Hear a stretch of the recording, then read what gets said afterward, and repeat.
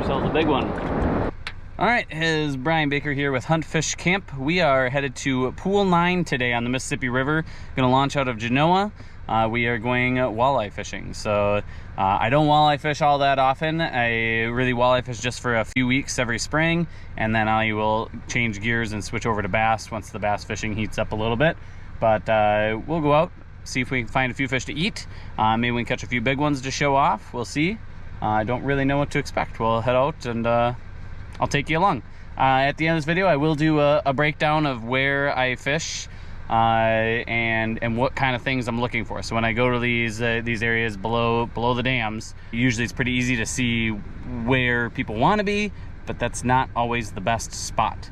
And so that's what I'll show you in the breakdown at the end, is how I find those spots that are a little bit better, secondary kind of places where it's a little less crowded, yet the fishing is still just as good, if not better. Come along. Hopefully we can find some fish. And if you haven't already, be sure to subscribe.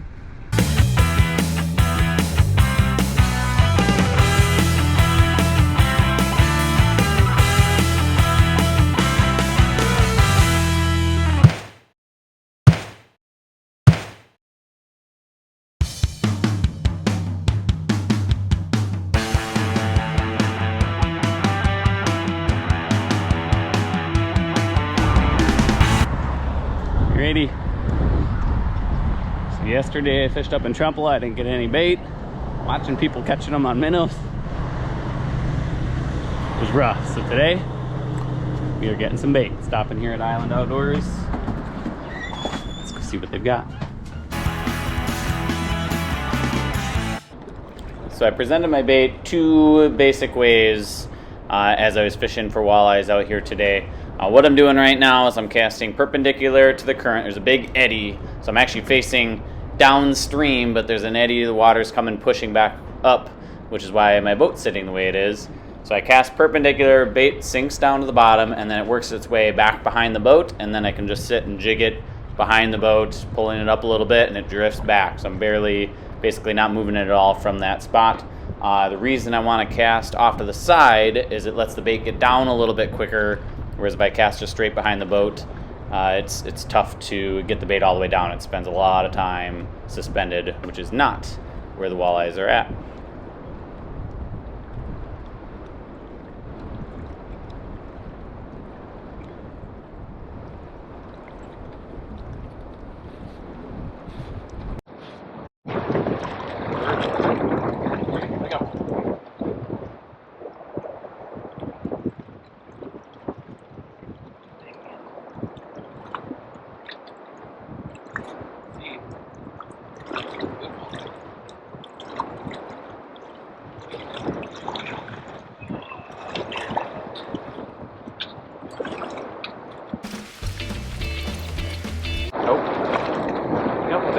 Look out. Here we go. We got ourselves a nice one. Get a measurement quick. I think this is one we can keep. Okay. 18.5 inches. Good fish. Alright, so here's what I'm using. A little hair jig, purple little chartreuse. I am tipping it with a minnow. Definitely prefer not to use live bait. I almost never do, but got schooled yesterday. So brought some live bait. Make that happen. See if we can catch some more. And the second way I was getting fish to react and bite today was by casting upstream and then working it down past the boat. And so this moved the bait a little bit quicker. It really allowed me to cover a little bit more water as long as those fish were willing to react to it. It was a lot less tedious than just sitting and jigging behind the boat. And as you can see, I got a few bites and had a couple on and lost a couple really in quick succession, so they were biting before I finally got one, a good one, doing exactly this.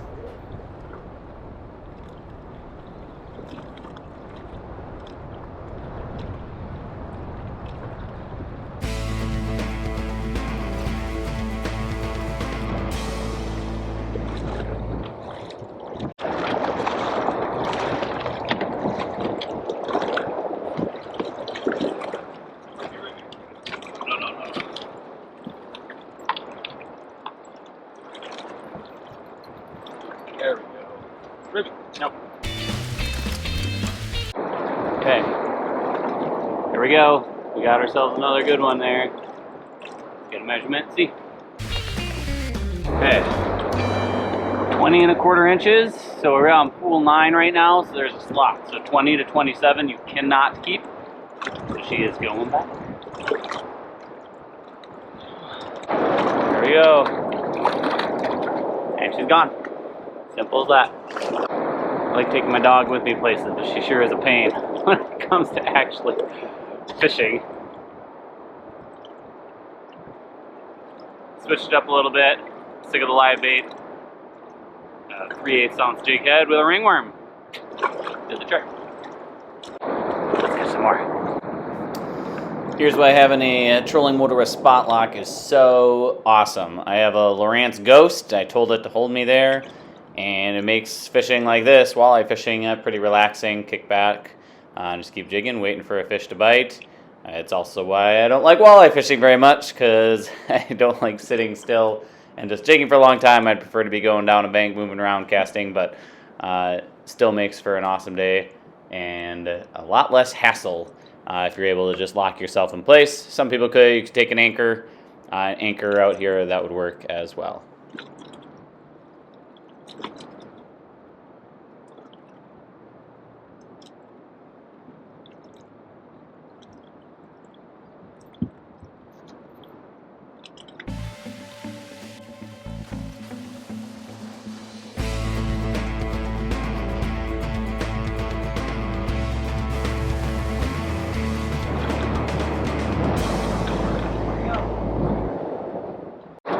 Go. My camera's going all over the place here. See it? Got ourselves a big one. Nice big measurement. We did. Okay. 23 inches. Sure, it's actually all the way in there. There we go. Again, slot limit, so 20 to 27 can't keep. Not that I'd want to keep one this big anyway. Well, 18 is about as big as I like to keep them. So we're going to let her go swim. There she goes. Let's go get some more. Alright.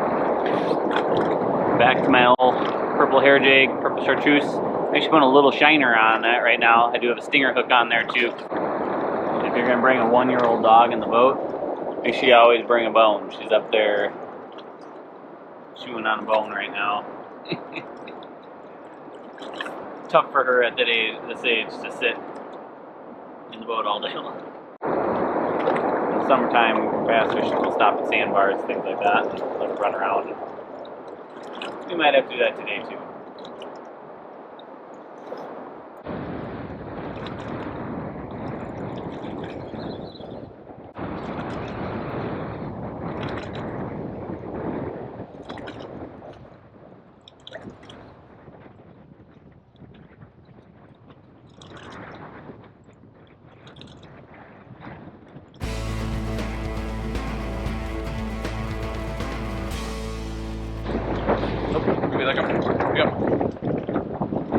Okay, got ourselves another one. Well, you can see that. Let's go measure them. 17 inches. So this one, we're gonna eat. As a bonus, looks like a male. It's not a big fat female, which is exactly what I like to keep. This makes me happy. And that one was bleeding all over, so it's a good one not to let go.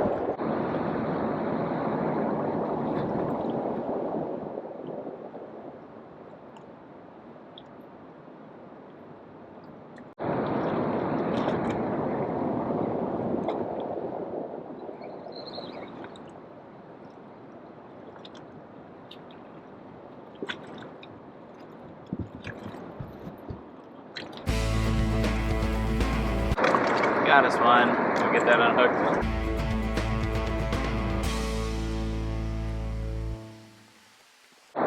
And right at 15 inches, another one that we're gonna eat. Yummy.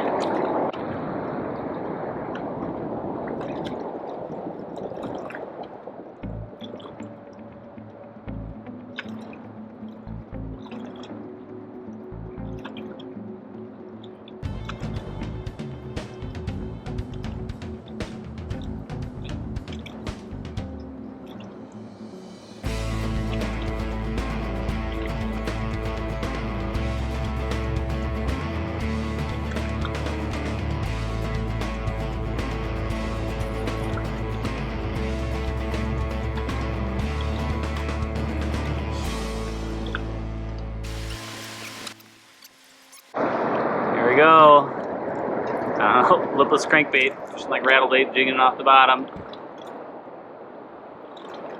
Measure it, see? That's what I want. I don't like keeping big ones. I like them like right close 15. 15 and a half.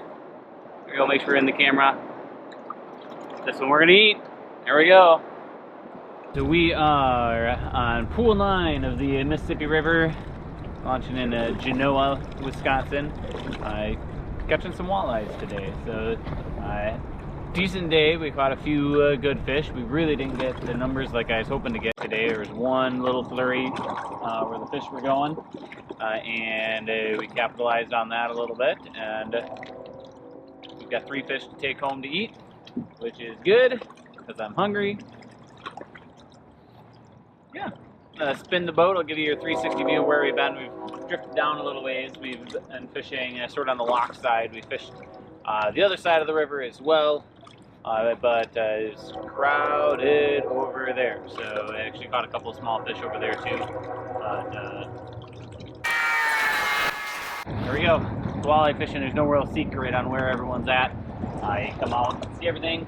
I will do a breakdown of the pool, or of the area anyway, where we're at today, so that you can kind of see how I figure out where I wanted to fish and so the places I tried. Because I basically fished 3 sort of spots based on the map. One of them was completely by myself, one in the crowd of people, and then one had a couple of people around it, and kind of been hit or miss, but we ended up finding some fish in that 3rd spot. So important to always be moving around, open-minded, go figure something out, because there's always fish out here. There's always fish that are willing to bite. You just gotta find them.